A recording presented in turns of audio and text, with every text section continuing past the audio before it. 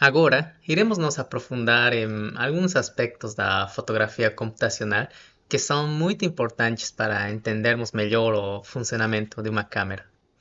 Para iniciar esta secção, vamos falar sobre o pinhole da câmera. Mas primeiro vamos imaginar que nós estamos fabricando a câmera mais barata que fosse possível. Quais componentes são indispensáveis para o trabalho? Primeiro, nós podemos precisar de um dispositivo para registrar a luz, como um filme ou um sensor de câmera tipo CCD ou simples. Não se preocupe, a gente vai ver com maior detalhe estes sensores mais adiante. Mas então, qual é o próximo componente que precisamos? Eh, Precisamos também de uma lente para a nossa câmera de baixo custo. O que aconteceria se nós tirarmos uma foto sem lente, como estamos vendo na figura? Nós vamos a obter uma foto, sim, pois o filme ou sensor de imagem que estamos utilizando registra a luz de alguma forma. No entanto, a foto não fornece nenhuma informação visual sobre o elemento. Se nós estivéssemos usando um sensor digital, os pixels vão registrar uma intensidade de luz sem sentido e nós não conseguiríamos reconhecer a forma do objeto na foto capturada. Qual é a razão para isso? Como podemos observar na imagem, cada ponto na superfície do objeto reflete raios em todas as direções, e todos eles são mesclados com raios provenientes de diferentes pontos do objeto no filme ou sensor de imagem. Portanto, é impossível capturar informações visíveis e claras do objeto apenas com um filme ou sensor de imagem. Então, como a nossa câmera mais barata pode capturar o formato do objeto? Bom, nós podemos precisar de um componente óptico para isolar raios provenientes de diferentes pontos de um filme ou sensor de imagem. As câmeras comerciais geralmente usam lentes para esse trabalho, mas um componente mais barato é o pinhole, que é um mero orifício minúsculo que passa os raios que chegam através dele e bloqueia outros raios que atingem a região externa do orifício. Nós podemos ver uma representação na imagem e é agora que a nossa câmera pode capturar com sucesso a forma do objeto como um furo. Vocês também podem estar se perguntando por que a imagem é projetada de cabeça para baixo. Bom, uma câmera pinhole captura a imagem externa de cabeça para baixo porque a luz viaja em linha reta. E quando a luz do topo de um objeto entra no orifício, ela se projeta na parte inferior do interior da câmera. Da mesma forma, a luz da parte inferior do objeto sobe até o topo da câmera. Esse caminho de luz em linha reta faz com que a imagem seja invertida.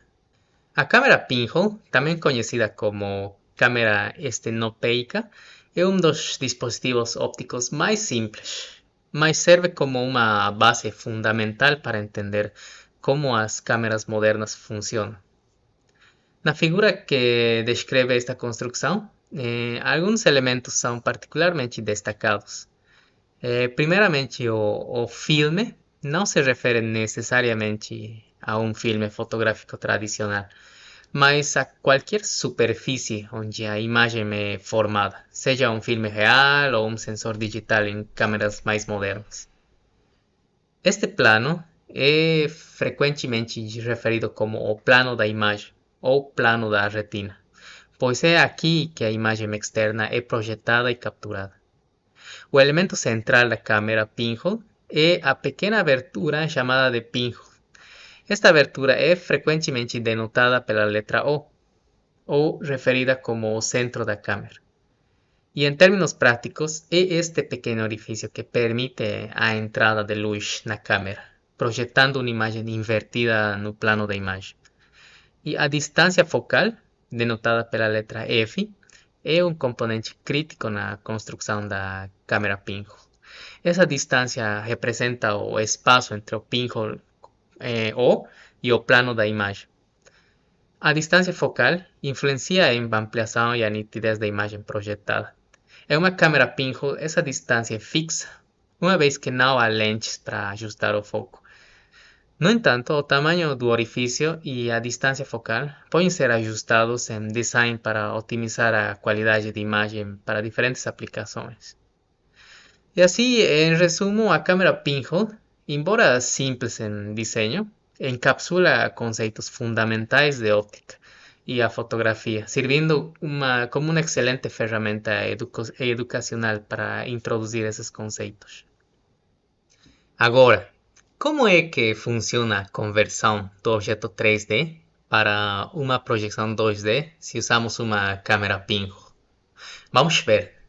Seja P igual a x, y, z transposta um ponto em algum objeto 3D visível para a câmera pinhole e o valor P que vemos no objeto da árvore seja mapeado ou projetado no plano da imagem, resultando no ponto P' igual a x', y' transposta. Da mesma forma, o próprio pinhole pode ser projetado no plano da imagem, dando um novo ponto, que vamos a chamar C'. Aqui podemos definir um sistema de coordenadas IJK, como vemos na figura, que está centrado no pinhole, representado como a letra O, tal que o eixo K seja perpendicular ao plano da imagem e apunte em direção a ele. Este sistema de coordenadas é frequentemente conhecido como sistema de referência de câmera ou sistema de coordenadas de câmera. A linha pontilhada definida por C' e O é chamada de eixo óptico do sistema de câmeras. Lembrem-se também de que o ponto P' é derivado da projeção do ponto 3D, como a letra P, no plano da imagem. Portanto, se derivarmos a relação entre o ponto 3D P e o ponto P' do plano da imagem, podemos entender como o mundo 3D se imprime na imagem tirada por uma câmera PIN. Observem que o triângulo P', C', O é semelhante ao triângulo formado por P, O e as coordenadas 0, 0, Z. Portanto, usando a lei dos triângulos semelhantes, vemos a equação que descreve a projeção de um ponto 3D em um plano de imagem, usando os princípios de uma câmera pinhole. Nesta equação, primeiro, o ponto no plano da imagem é representado como P' igual a x', y' transposta. A equação divide este ponto nas suas componentes x e y, x' e y', respectivamente.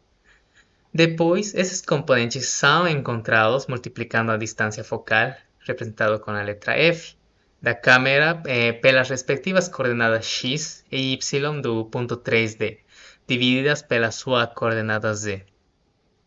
E assim, o componente x do ponto projetado, x', é calculado como f vezes a razão de x para z. E o componente y, y' é calculado como f vezes a razão de y para z. Em termos mais simples, esta equação só nos diz como um ponto do mundo 3D real é mapeado ou projetado no plano de imagem 2D de uma câmera. Um pinhole ideal não pode ser fabricado fisicamente no mundo real, e os pinholes reais passam através de uma pequena porção de raios por cada ponto sujeito.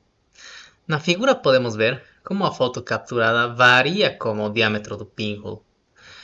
Vamos começar imaginando um furo extremadamente grande.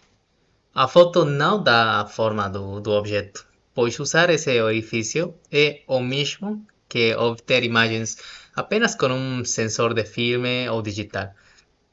Agora, se usarmos um furo de 2 mm de diâmetro, nossa foto se parecerá com a foto que está na parte superior esquerda. A foto ainda está muito desfocada para reconhecer a forma do objeto, devido à interferência entre os raios provenientes de diferentes pontos do objeto. À medida que o diâmetro do furo é reduzido, a interferência é reduzida também e a nitidez da foto capturada é aprimorada até um determinado nível.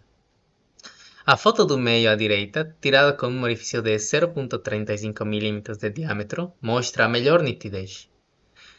Mas se nós usarmos um orifício muito menor do que este, se obteria uma foto muito mais nítida? A resposta é não. conforme mostrado nas duas fotos inferiores.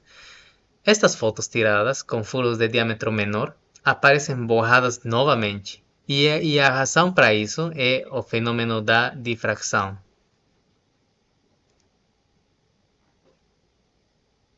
O fenômeno da difração é uma manifestação das propriedades ondulatórias da luz. Para entender isso mais claramente, consideremos a comparação com ondas de água.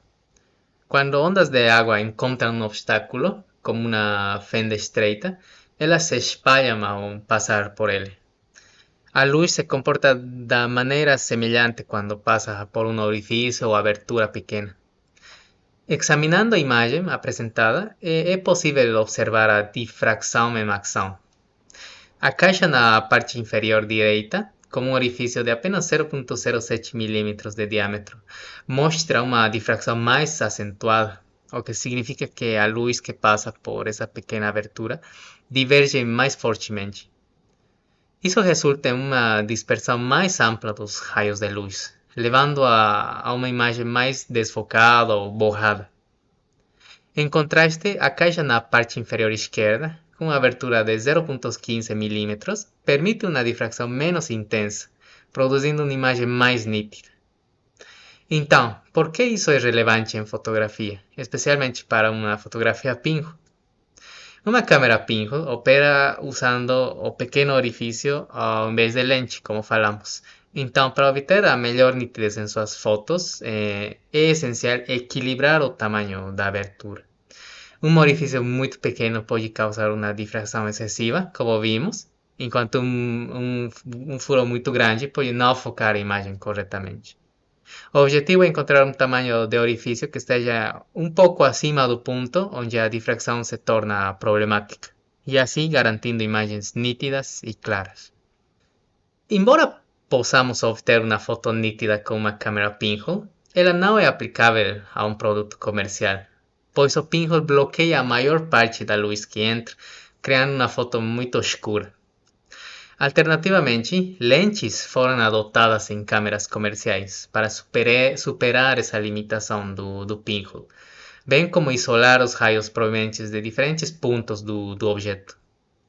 Nas figuras podemos ver uma comparação entre duas fotografias tiradas por um pinhole e uma lente, respectivamente. Vocês podem notar que o brilho das duas fotos é semelhante, mas a foto pinhole na parte superior na esquerda foi tirada em 6 segundos de exposição, enquanto a foto inferior na direita, usando uma lente, foi tirada em 0,01 segundo.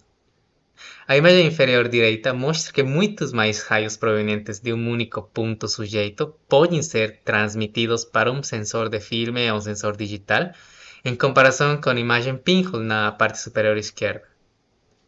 A definição de foco na óptica de lentes é a capacidade de convergir os raios provenientes de um único ponto do objetivo para um ponto da imagem. Se nós tirarmos uma foto com uma lente mal focada, a convergência dos raios falha e ocorre a interferência entre os raios originados de diferentes pontos do objeto, produzindo assim uma foto desfocada. Os lentes são dispositivos que podem focar ou dispersar a luz.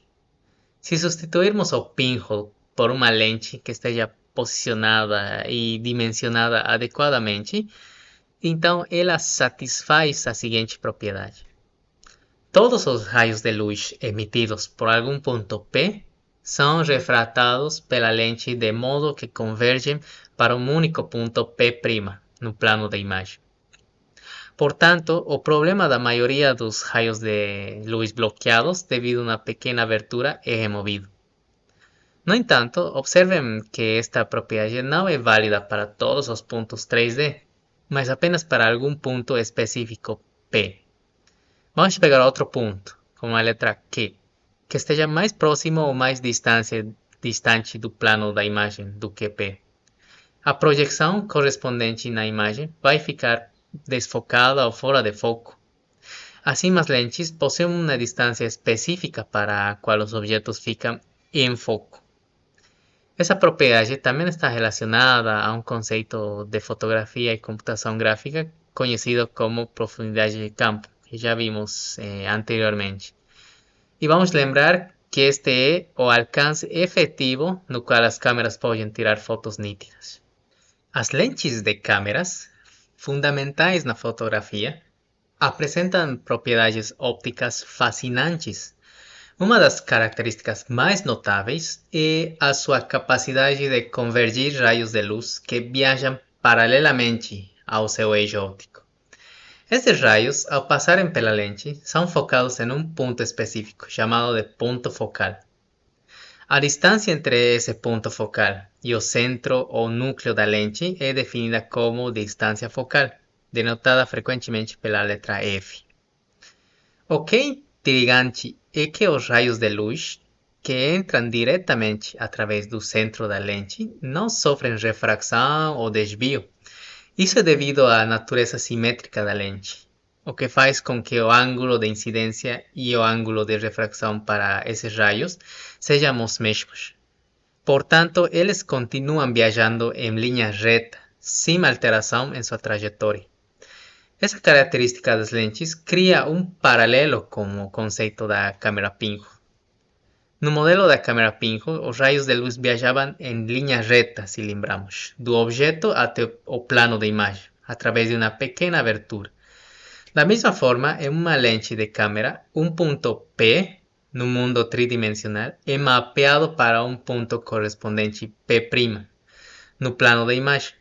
A distância focal e o desenho da lente determinam a relação exata entre P e P', permitindo que as câmeras com lentes capturem imagens com diferentes graus de ampliação e perspectiva. Vamos inspecionar com mais detalhe como a lente transmite os raios. As lentes desempenham um papel muito importante na refração da luz, possibilitando que as câmeras produzam imagens nítidas. Para entender melhor esse processo, vamos considerar uma lente fina perfeita, como mostrado em nossa figura ilustrativa.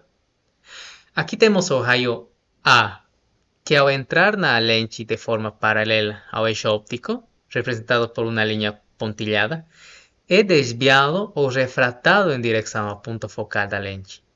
Em contrapartida, os raios B, que cruzam exatamente o centro da lente, não experimentam nenhuma refração, e é assim que prosseguem sem mudança em sua trajetória. Dentro deste cenário, existe o intrigante raio C. Este raio, ao contrário dos anteriores, penetra na lente sobre um ângulo específico. Após a refração, ele se dirige ao mesmo ponto que os raios A e B, que vai ser agora o ponto P'.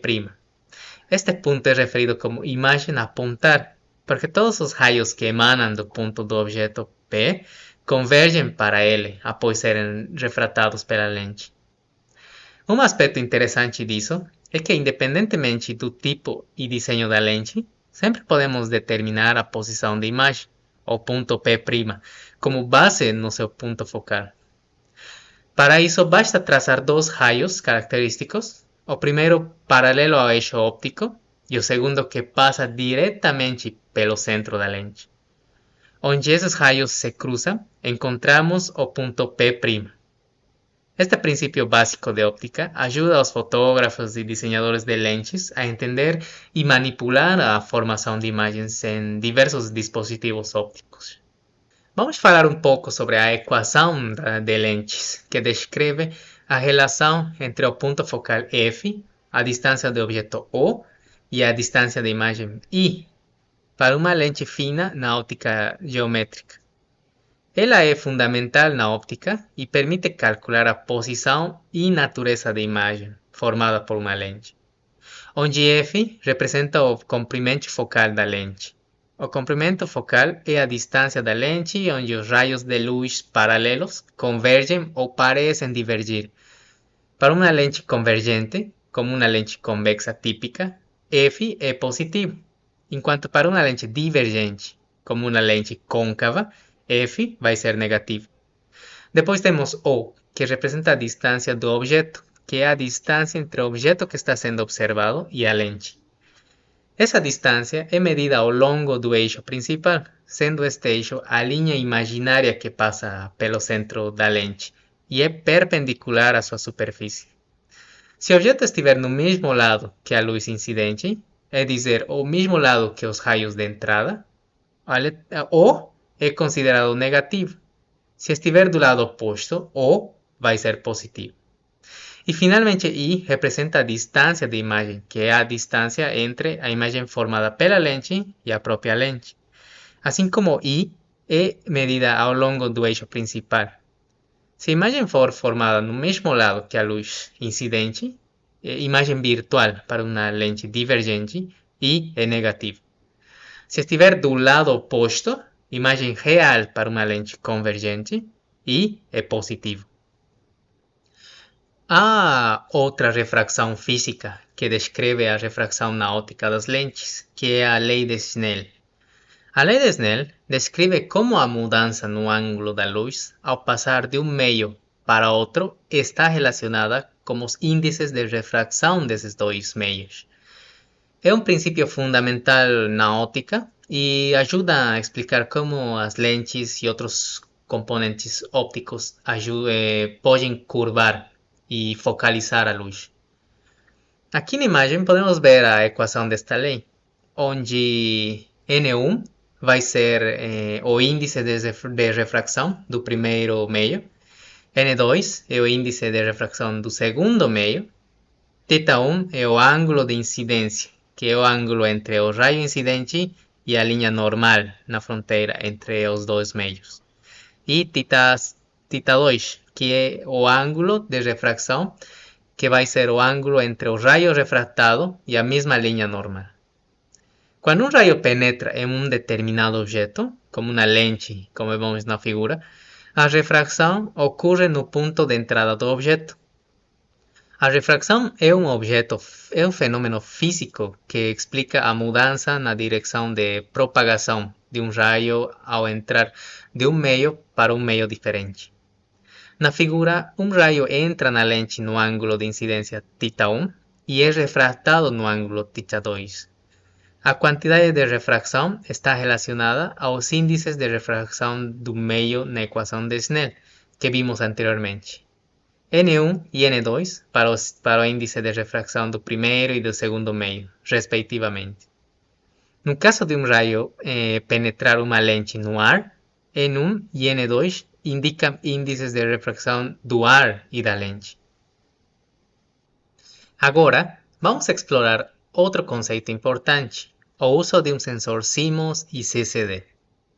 Como já vimos na parte da introdução do curso, temos que lembrar que o CMOS, que significa Complementary Metal Oxide Semiconductor, é uma tecnologia que tem aproveitado muitos insights do CCD, que é Charge Coupled Device.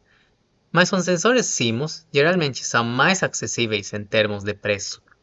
Na verdade, é muito provável que a maioria das pessoas esteja usando sensores CMOS o tempo todo, pois a maioria das câmeras, desde as pequenas até as de mais alta qualidade, fez a transição dos sensores CCD para os sensores CMOS, já que consomem até 100 vezes menos energia que um sensor CCD equivalente.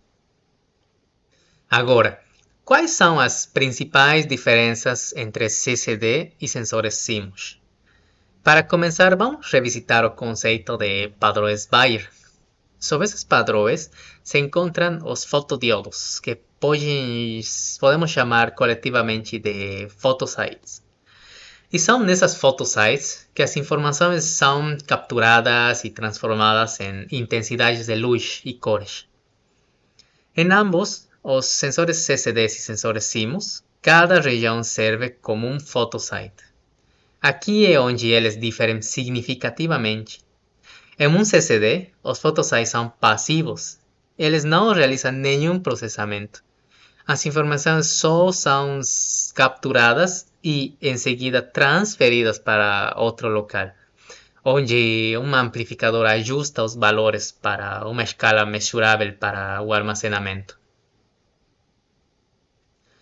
Então, aqui vemos um exemplo de como as informações dos photosites em um sensor CCD são copiadas uma linha por vez e depois são salvas.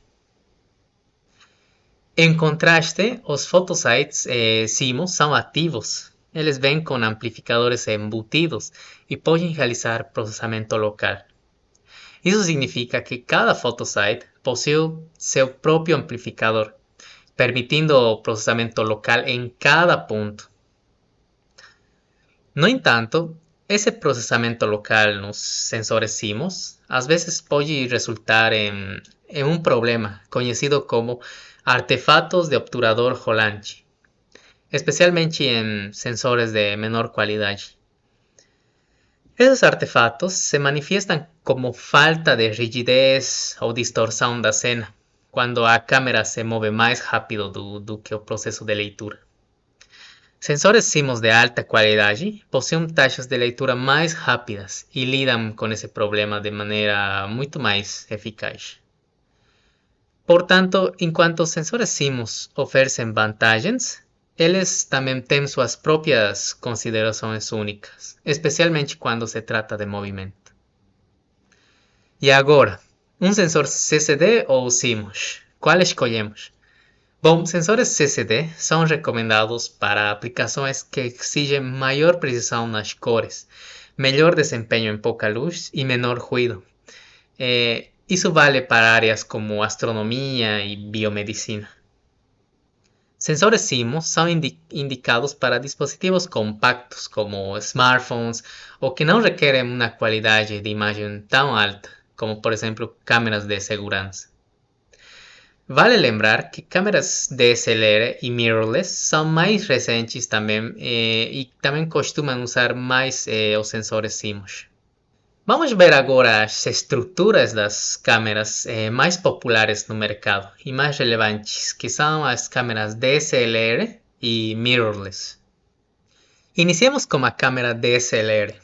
Esta câmera, que a sua sigla significa Digital Single Lens Reflex, é um tipo de câmera digital que consiste em um mecanismo de espelho e prisma para capturar luz e convertê-la em dados digitais.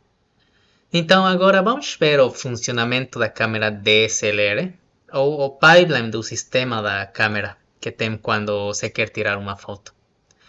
Primeiro, a luz da cena que vamos capturar passa através da lente. Já vimos a importância deste elemento na câmera e como esta permite que a luz entre na câmera. E essa luz vai direcionada para um espelho reflexo, que fica em um ângulo de 45 graus dentro da câmera, que então encaminha a luz verticalmente para a tela de foco e a lente condensadora.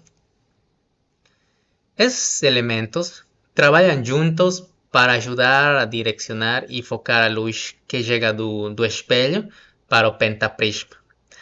A tela do foco auxilia na visualização da imagem, enquanto a lente condensadora garante uma distribuição uniforme da luz para uma imagem clara e brilhante no visor.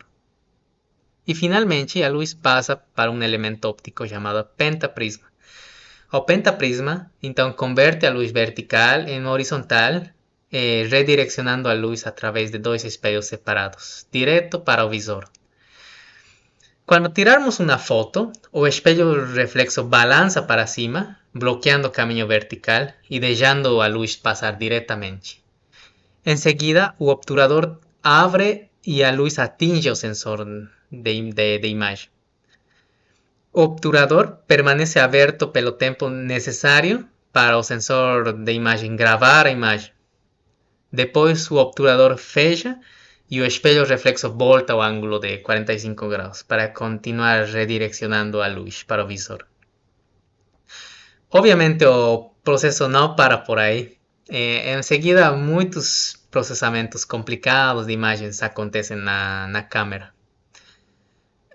O processador da câmera pega as informações do sensor de imagem, as converte em um formato apropriado e depois as grava em um cartão de memória. Todo o processo leva muito pouco tempo e algumas câmeras DSLR profissionais podem fazer isso mais de 11 vezes em um segundo. Uma câmera sim espelho, como o nome sugere, ou também conhecida como mirrorless, não possui o mecanismo de espelho encontrado nas câmeras DSLR. Em vez disso, utiliza um sensor de imagem digital exposto diretamente à luz através da lente da câmera. Quando nós pressionamos o botão do obturador, a câmera controla eletronicamente a abertura da cortina do obturador para expor o sensor.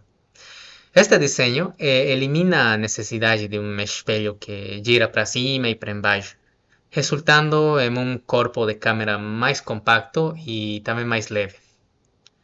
A ausência do espelho também significa que não há visor óptico como nas câmeras DSLR. Em vez disso, as câmeras sem espelho normalmente usam visores eletrônicos, EVFs, ou telas LCD para exibir uma visualização digital da cena com base nos dados do sensor. Em comparação com as DSLR, as câmeras sem espelho têm uma estrutura mais simples, o que as torna mais portáveis e muitas vezes preferidas por fotógrafos que valorizam muito a portabilidade sem sacrificar a qualidade de imagem. No entanto, as câmeras DSLR mantêm uma vantagem em visores ópticos e normalmente oferecem uma seleção mais ampla de lentes e acessórios.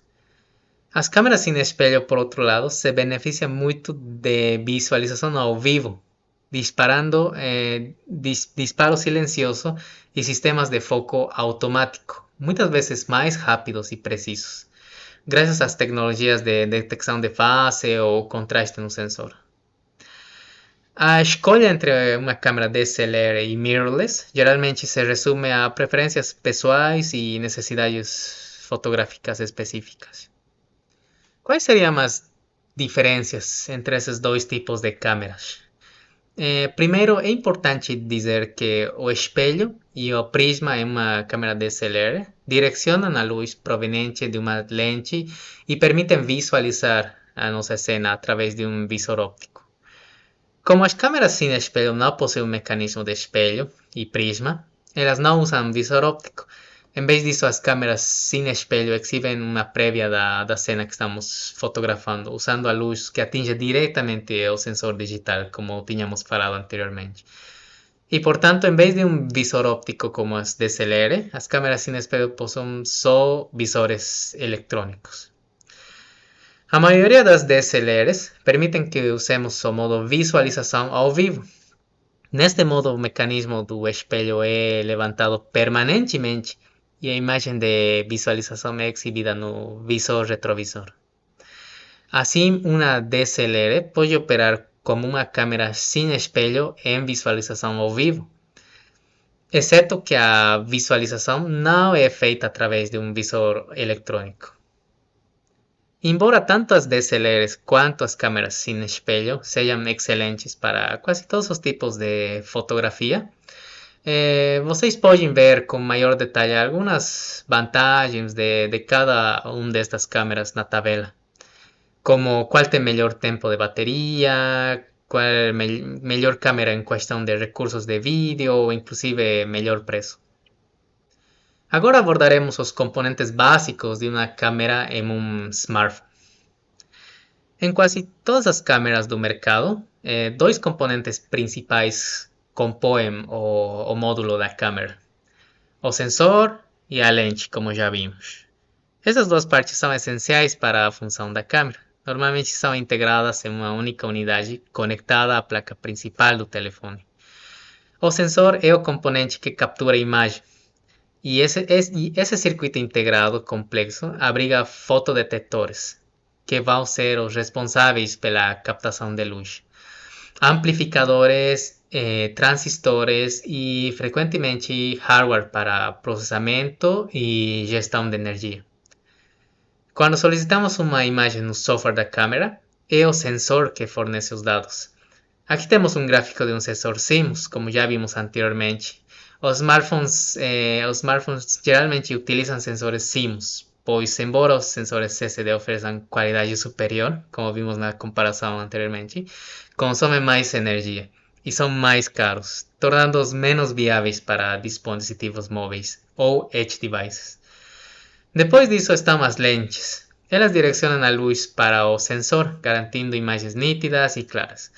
Uma câmera sem lente produziria apenas uma imagem borrada, já que os fotões atingiriam o sensor de todos os ângulos. A lente, como já vimos, é fundamental para que a vasta cena diante da câmera seja condensada e focada no pequeno sensor. A lente é composta por múltiplos elementos, podendo ser de plástico ou vidro. Sendo vidro frequentemente proporcionado dá resultados melhores. Como ilustrado na imagem, temos um exemplo com várias lentes tipo G. Cada elemento desempenha um papel na focalização da luz. Em câmeras com foco automático, o último elemento da lente se ajusta em relação ao sensor, movido por um motor e adaptando o foco conforme seja necessário. Como já discutido, a lente opera em conjunto com uma abertura.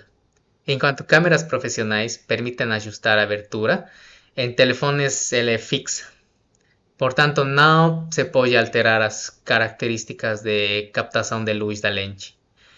Sobre a distância focal, ela representa o espaço entre a lente e o sensor.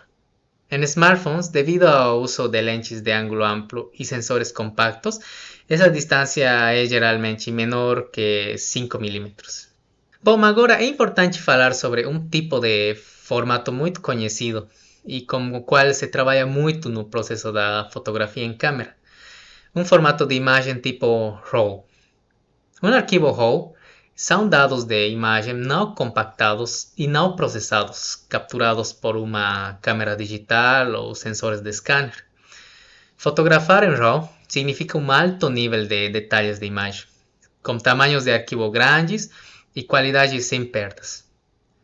Os dados de imagem diretos significam que nós começamos com uma imagem de alta qualidade que pode ser editada e convertida de maneira não destrutiva. Podemos dizer que são um tipo de formato de arquivo raster, mas na verdade não são imagens em si. Isso significa que é preciso importá-los para um software relevante antes de poder editá-los ou exportá-los como um arquivo de imagem raster diferente, como JPEG. Muitos fotógrafos que fotografam em RAW manipulam os dados originais em softwares como Photoshop antes de compactar o arquivo RAW. É um formato diferente para impressão ou para conteúdo online. E para que são usados os arquivos RAW? As imagens da mais alta qualidade geralmente começam como arquivos tipo RAW. As câmeras DSLR capturam e armazenam dados de imagem em arquivos RAW, que normalmente são grandes e altamente detalhados, porque não há compactação. Às vezes, o software de geração de imagens também pode criar arquivos tipo RAW, mas isso é menos comum. Os fotógrafos importam e editam seus dados de imagem RAW em software de edição de fotos, como falamos Photoshop ou Lightroom também, por exemplo. A partir daí, eles podem ajustar os dados da imagem RAW para exposição, equilíbrio de branco, equilíbrio de cores e muitos outros processamentos. A última etapa é converter o arquivo RAW em um tipo diferente de formato de imagem raster, redimensionando e compactando-lo para se adequar ao uso pretendido, seja impreso, online, etc. Aqui podemos ver algumas vantagens e desvantagens das imagens tipo RAW. Esses tipos de arquivos oferecem diversas vantagens, incluindo detalhes excepcionais para edição extensa, como falamos anteriormente, uma ampla gama de cores com milhões de cores a mais que uma JPEG e compactação sem perdas para manter a qualidade de imagem. No entanto, também apresentam desvantagens, como arquivos grandes que exigem mais armazenamento, problemas de compatibilidade de formato, como alguns softwares, o tempo de processamento necessário para convertê-los em imagens tipo raster, necessidade de conversão antes de compartilhar com quem não possui o software apropriado e fluxos de trabalho mais longos devido a arquivos maiores. Vamos a ver algunas diferencias entre los arquivos de formato de imagen mais populares: RAW, PNG, TIFF e JPEG. Cada um desses tipos de imagens serve a propósitos distintos no mundo da imagem digital. Como vimos anteriormente, o tipo RAW se destaca por ser o formato que captura os dados de imagem mais puros e detalhados diretamente do sensor da câmera. Este formato não processado e não comprimido oferece flexibilidade incomparável no pós-processamento, permitindo que os fotógrafos façam ajustes extensivos na exposição, equilíbrio de branco e muito mais, sem sacrificar a qualidade. No entanto, os arquivos RAW são grandes e requerem software especializado, como falamos, e esse é o ponto em contra. E vamos com os arquivos tipo PNG, que significa Portable Network Graphics. Este tipo de arquivo é um formato de compactação sem perdas, conhecido por seu suporte à transparência. Ele é excelente na preservação da qualidade de imagem e comumente usado para gráficos com bordas nítidas ou fundos transparentes, tornando adequado para gráficos da web e imagens contendo texto. No entanto, os arquivos PNG tendem a ser maiores em comparação com JPEG, o que pode afetar o tempo de carregamento enviando pela web. TIFF, abreviação de Tag Image File Format, é uma escolha preferida em fotografia profissional e desenho gráfico. Mantém a qualidade de imagem e suporta múltiplas camadas e canais, tornando-lo ideal para impressão de alta qualidade. No entanto, os arquivos TIFF são grandes e podem não ter suporte universal em todos os aplicativos de software. Finalmente, o mais popular, o JPEG, que significa Joint Photographic Expert Group. Um formato amplamente reconhecido e altamente compactado, foi projetado para transmissão e armazenamento online eficientes. Oferece qualidade de imagem razoável, com tamanhos de arquivo muito menores, tornando-o adequado para uso na web e fácil compartilhamento. No entanto, sua compactação com perdas significa que alguns dados de imagem são descartados durante a compactação, levando a uma perda de qualidade, principalmente quando se utilizam altos níveis de compactação. Portanto, JPEG pode não ser a melhor opção para pós-processamento extenso ou impressão profissional. Em síntese, a escolha do formato de imagem depende das nossas necessidades e prioridades específicas. Agora vamos ver como é o funcionamento do pipeline em uma câmera digital. O pipeline de imagem digital tradicional é um processo que está no centro de toda câmera digital. Engloba uma série de etapas meticulosamente estabelecidas, cada uma com uma função específica na captura e processamento da informação visual que nossas câmeras transformam em fotografias. Desde a coleta de luz através da lente da câmera até a transformação final em uma imagem tipo RAW, e assim depois em uma imagem visível. Esse pipeline envolve etapas que juntas resultam em fotos vívidas e detalhadas que muitas vezes consideramos naturais. Nesta exploração, iremos ver como é o funcionamento interno da câmera, vendo como a luz é transformada em pixels e como a capacidade do processamento de imagens refina as narrativas visuais que captamos através das nossas câmeras. Na imagem temos uma representação visual do pipeline da câmera digital, uma sequência fundamental de componentes e processos na fotografia digital. A caixa verde representa a via do sinal analógico, enquanto a caixa azul significa as etapas de processamento do sinal digital, ilustrando a intrincada processamento desde a entrada da luz até a criação de uma imagem final visível no fluxo de trabalho da fotografia digital. Vamos começar com a parte do sinal analógico. Tudo começa com a óptica da câmera, que abrange a lente e a abertura da câmera. A lente coleta a luz que entra e faz isso dobrando os raios de luz para convergirlos em um único ponto no sensor da câmera. A abertura, por outro lado, regula a quantidade de luz que entra na câmera.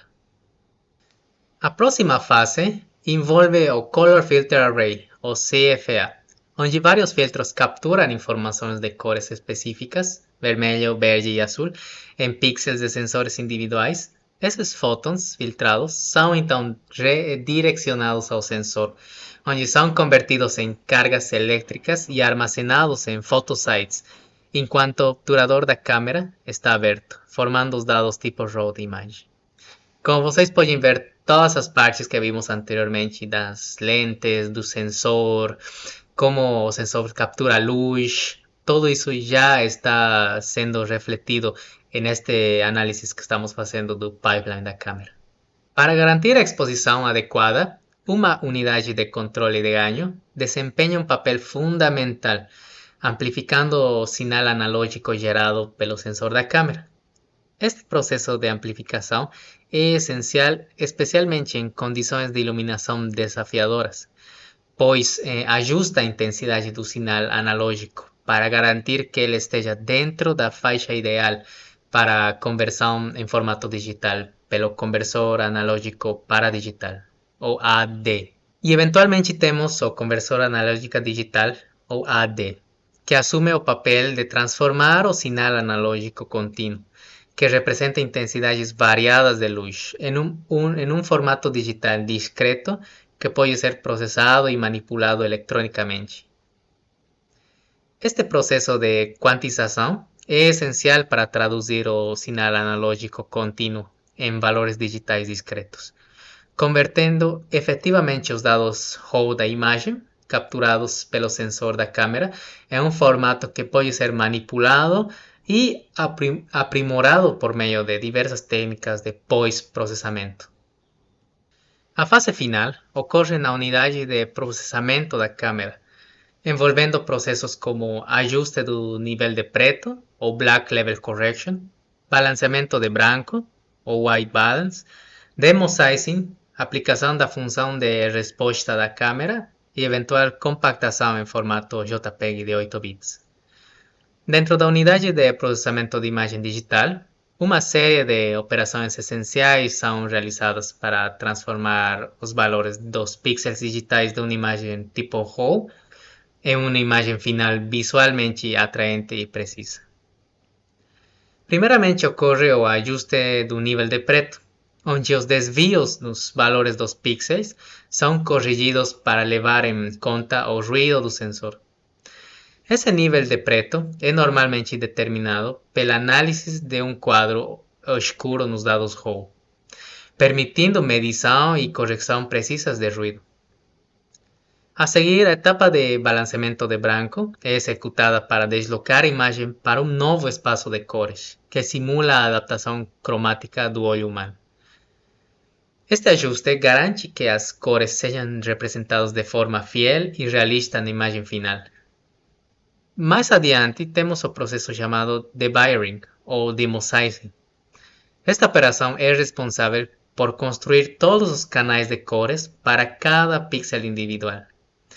Inicialmente, cada pixel captura informações apenas sobre uma cor primária, vermelho, verde ou azul, devido ao Color Filter Array que vimos, o CFA. Demosizing utiliza técnicas de interpolação para estimar valores de cores ausentes, resultando em uma imagem colorida com representação precisa de cores. Por último, para melhorar ainda mais a qualidade de imagem, a câmera aplica a curva da função de resposta da câmera e algoritmos de aprimoramento adicionais. Esses ajustes ajustam a cor, o contraste e a nitidez, resultando em uma imagem visualmente atraente. Por fim, para otimizar o armazenamento e o compartilhamento, a imagem é compactada em formato JPEG de 8 bits, tornando-a acessível para diversas aplicações e plataformas. Veremos com mais detalhes o funcionamento de cada uma dessas etapas do pipeline da câmera no próximo módulo, detalhando cada uma destas partes e botando exemplos. Também existem alguns desafios durante o procedimento de adquirir uma fotografia com a câmera e o processo do pipeline. Sabemos que a geração de uma imagem digital é um processo influenciado por uma variedade de fatores, tanto relacionados ao dispositivo de captura quanto ao ambiente em que a fotografia é realizada.